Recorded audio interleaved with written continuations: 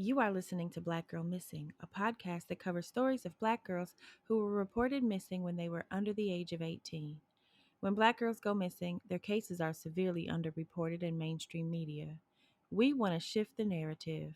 We invite you to listen, learn, and do whatever you can to help us bring as many girls home as possible. You can find us wherever you listen to your favorite podcasts. Please remember to subscribe and leave a review on your favorite platform so that we can keep bringing you the stories of Black girls that need to be told. Due to the sensitive and sometimes graphic nature of these cases, we advise you to use caution when listening.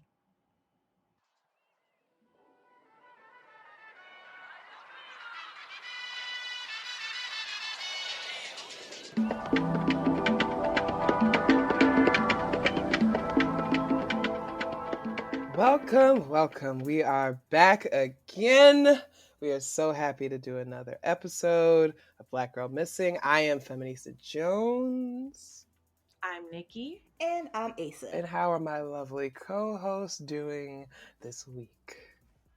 Child, it's hot That outside. is a Yes, and I can't have my AC on while we record, Oh yes. We sweating. yeah. Working up a black sweat. But this is what we do for our girls. So It's hot. why don't we get into it? Yes. All right. We open each show reviewing cases of girls who are currently missing that we call the Aisha Alert. We encourage you to pay close attention, check our social media, and help us help the families who are still seeking answers and long for their loved one's safe return. We'd like to note that we create these lists of currently missing Black girls in real time, so by the time the podcast episodes are released, there may have been some changes. We will have information on each case posted on our social media channel so you can stay updated. First, we have Jewel Price. She's 16 years old from Bethlehem, Pennsylvania. Jewel was last seen on January 11th, 2020. Authorities say Jewel may have traveled to Harrisburg, Philadelphia, or New Jersey.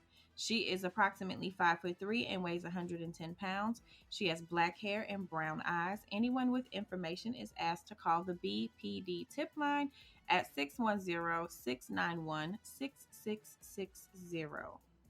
Next, we have Angel Rockefeller. She is 16 from Northeast DC. Angel Rockefeller was last seen on Thursday, June 4th, in the 1600 block of Lyman Place, Northeast. She is known to be a chronic runaway. Angel is described as black with a light complexion. She is approximately 5'5" and weighs 110 pounds with brown eyes and black hair. Investigators do not have a description of her clothing. She sometimes can be wearing very colorful hair. It's in braids or wigs. Metropolitan Police are asking anyone with information on Rockefeller's location to call 202-727-9099 or text 50411. Zaria Thomas is a 14-year-old girl from Palmdale, California.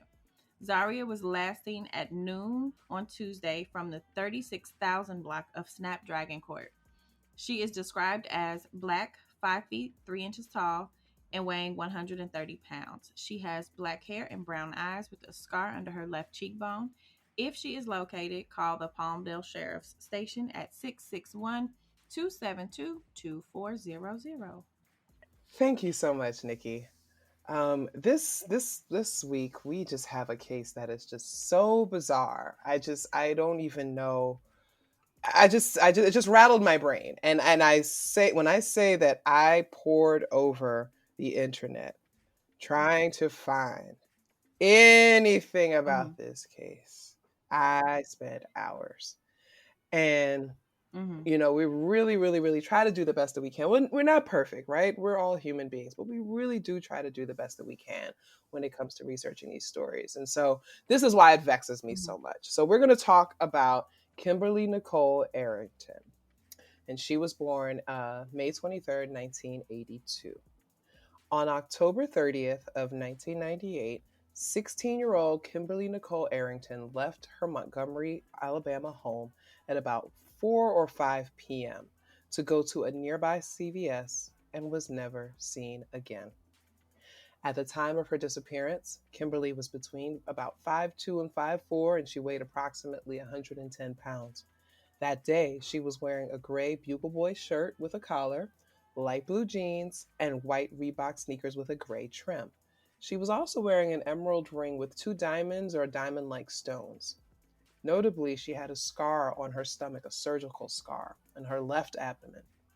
She was also known to have severe allergies, and she would keep close to home during hay fever seasons to avoid allergy flare ups.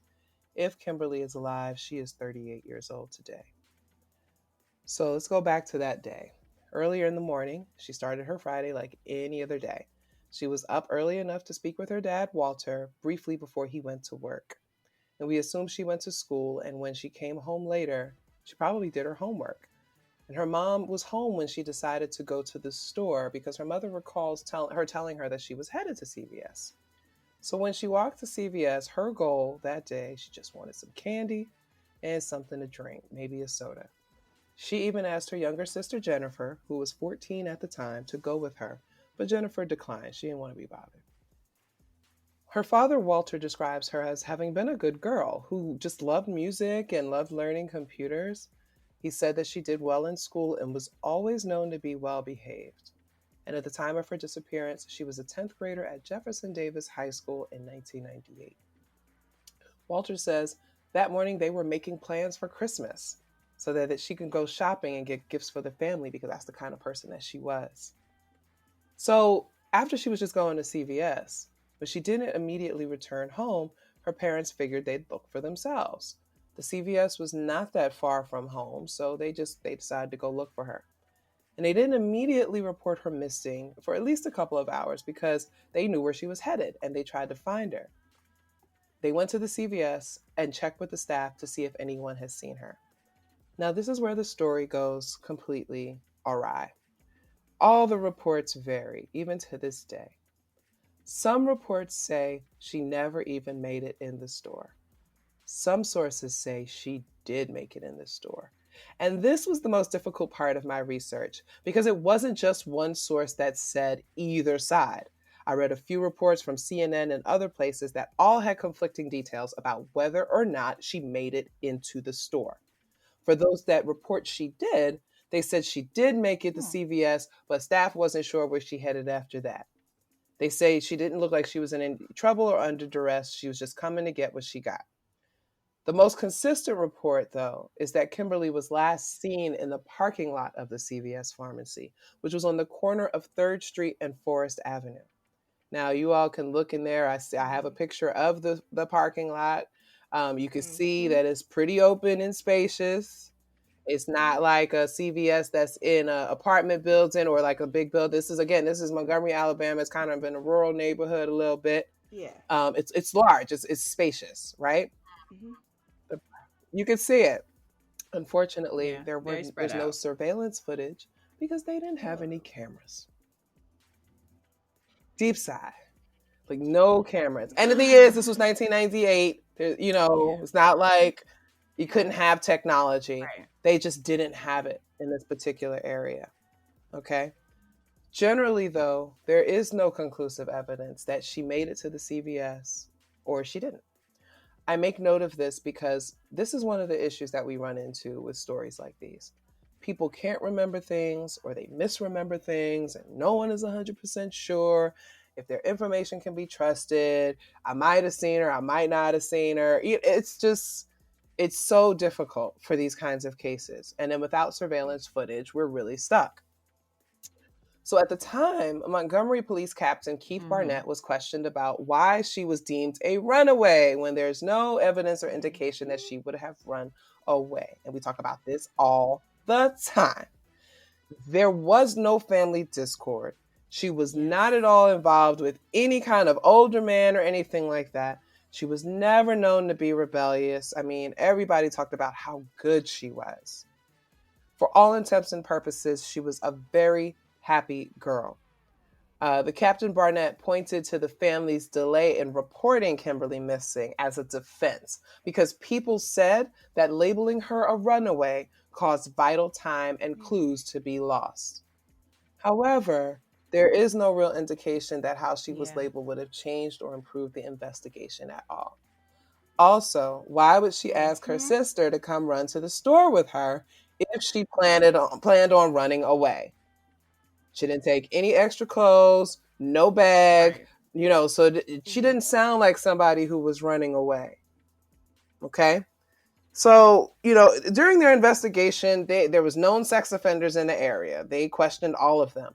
They looked into every rumor, every speculation, because this one had heard this one from this cousin, and that somebody's second cousin, baby mama, had heard something, and somebody may have seen something. They never found a suspect. And this case is so peculiar because there were no leads, no evidence, nothing at all. None of her items were found, not even a barrette. Nothing was found anywhere near the CVS, near the home, the route she usually walked from home to the CVS, nothing at all. Later in 2010, there was a Lieutenant Ricky Finney, and he was then put in charge of the case. And people have been reported in this case over the years. You're talking 1998. This is a long time ago. It doesn't feel that young. Oh my gosh, I feel like old right now because I'm like, wait, 1998 was so long Wow. ago, and I remember when it used to just be a couple of years ago. Okay, so it really was. It was 22 years ago. Oh my gosh. Oh my goodness. Anyway, we're back. This case has changed hands, and over time, like when you read the different reports, you'll see. For anybody that wants to look further into this, you'll see different dates. Over time, people have just been so fascinated with this case because what is going on? This Lieutenant Ricky Finney said, all we thought was we had possibly a girl that left home for a few hours to be with friends or a boyfriend or whatever and was coming back home. And so he's kind of explaining the approach, Mhm. why they were a bit lackadaisical, the first few hours because she was 16, they hang out or whatever. There's been a lot of suspicion about what could have happened. Her sister Jennifer, who is, now 36, she says that she suspects her sister may have been picked up by a human trafficker or something else, and that she could be living somewhere else now. Her father, Walter, thinks that because she was so sweet and helpful to everyone, that maybe somebody solicited help from her and grabbed her, right? Like somebody might have leaned out the car and said, hey, do you know how to get to the CVS or something? And she was like, well, Mhm. yeah, I'm headed that way. I can show you. And they may have been like, why don't you get in the car? Something like that. Right. Um, they have no real Right. idea, but they do believe that someone took her. Some people questioned at the time also suggested that maybe she got a ride from someone. Because here's the thing. It was a small enough neighborhood that people knew each other. So, part of that is like kind of why there was so Mhm. much confusion around, did we see her, did we not see her? Because it's such a small town, people can't really remember, well, did I see her today? I think I saw her Mhm. at school. Maybe I saw her at the bus, or maybe it's such a small town. But if that was the case, right, and she just got a ride from somebody, wouldn't somebody remember seeing her and get into a car or giving her a ride or something? You know what? Okay, wait a minute. You know what this is making me think about? Remember Ariel Mm-hmm. Castro in Cleveland? He Oh. kidnapped his daughter's Mm-hmm. friends and kept them for years. Now, granted, none of them Mhm. are black, so we're not going to be Wow. covering those Yeah. cases, obviously. But Mhm. these were his daughter's classmates, Because they know and him. they got into his truck willingly Oh. because he's a neighbor. Oh, that's my homegirl Yeah. Gina's dad. Yeah. He's gonna And when drive you me look, home. yeah. So it makes, and they were sitting Mm, in the same house for all of this time. mm. So it made me think about what if Mm. she's just down the street from Oh her my God. family and can't get Because there out. are some people Mhm. that have done, like, there's been a number of those kinds of cases where people have been right next door. Wow. Uh, Oh J, my God. uh, Yes. JC Dugard, Yes. 18 Oh years. my God. Wow. 18 years Oh that gosh, and girl there's was some in those other ones people's that I house. think of, that were 18 adults or years. whatever that did. Oh my gosh. But yeah, so here's the thing. Like when you guys saw the CVS, you think of how the roads are. The thing is, like, even if with her walking, it's very possible Mhm. that she was walking and nobody noticed because at that time of day, it was like they said it was between Mhm. 4 and 5. People are getting off from work, people are heading home from school. They're not really thinking about that, right? So, nobody's seeing her. Like it was just so Right. mind boggling, right? So and this is the thing. Her case was everywhere, though. Mm. Nancy Grace, Oprah, they done all talked about her. But mostly from Yeah. the bizarre aspect, and this is what Mm-hmm. I wanted to talk about. What the hell happened? Like there is Yeah. nothing here. Mm-hmm. Completely Just like completely vanished alien without a vanished. trace. And it's so unsettling to me. I like when we have different leads and different ideas, and oh, like the last one they found something down 2 miles down the road, or she left a little note or something, or we knew that she was talking to somebody or something. Right. Here is a situation where there's Mm-hmm. absolutely nothing. It got so bad that they were in contact with psychics, right? And a lot of parents of missing children get in contact with psychics and medium Right. because they've exhausted every option. And that's how desperate people get. And unfortunately, there are some scamming folks Mm-hmm. out there who take advantage of vulnerable parents, right? And I'm thinking about, the other thing that was important to note is that her mom passed away in 2005. She was sick. And so she passed away never knowing what Oh. happened to her child. And so it's basically been her sister Jennifer and her dad Walter that have really tried to keep her memory, alive and keep it out there. And they still hopeful that she comes back. And so one of the things that came out of this, her sister Jennifer had a daughter that she named Kimberly after her missing sister, and she tells her all about her aunt, and they speak of her in the present, like as though Mm-hmm. they know she's still out there. And then the Arrington family was one of a handful that participated in Alabama's inaugural Missing Persons Day in 2015, which was coordinated by the Alabama Attorney General's Office and the Montgomery County District Attorney's Office, as well as National Missing and Unidentified Person System. And so this is something we saw in another case before. Like these cities now and these counties are finally starting to like designate awareness days, for missing persons, missing children. Mm-hmm. They have cold case days, like to make sure that these people are never forgotten. Because what if they turn on the TV one day and they see a family member Mm-hmm. asking for them, and it gets triggered. Something in their memory gets triggered. That's my dad, or I know that person somehow. Right? Because the other thing that we know also about human Mm-hmm. trafficking is that a lot of people that are taken, they are Mm-hmm. pumped up with drugs, mind altering drugs, and kept on them for years. Remember that case that we looked at where the Yep. mother was like, I think my Mm-hmm. daughter's still alive, but maybe she has amnesia because maybe something happened, something happened. These kinds of things, Yep. there's so many possibilities that could be could happen, that these girls are not dead, they're probably alive and adults, but Right. we just don't know. And then when we talk about how many missing Mm-hmm. Black girls and women, this is why we talk about the women too, because these girls are growing up to women. Like, you know, Kimberly is about 38 years old right Right. now. You know, we between Mm-hmm. 64,000 and 75,000 missing Black girls and women right now in the United States. People totally unaccounted for. No bodies, no evidence, nobody knows where they are. They're not anywhere in the system. They're not being pinged in the system. Social security cards not being used, bank cards not being used, nothing. And I remember doing a I was doing a talk or something, and I was just like, I did the calculation that like 64,000 equals 0.03% of the Black female population in this country. Can you imagine what would happen if Mm. 0.03% of white girls and women were missing? The Yeah. country would shut down. 0.03% of a population? Yep. That's a lot. And I also want to point out, some people think, oh, if you've been Mm-hmm. missing for X amount of time, you must Nope. be dead. You don't have tens Right. of thousands of people They're all go just dead. missing and you're not finding any bodies. You're not finding, because the thing about Mm-hmm. a deceased body Oh, is God, it yes. leaves behind so much matter, Yeah. whether it is Right. blood or a Yeah. scent or whatever. Like, you leave behind a lot of clues that there is a Mm-hmm. deceased body there. there No. isn't enough Yes. places for you to hide all of them bodies. Yes. And people are generally stupid criminals.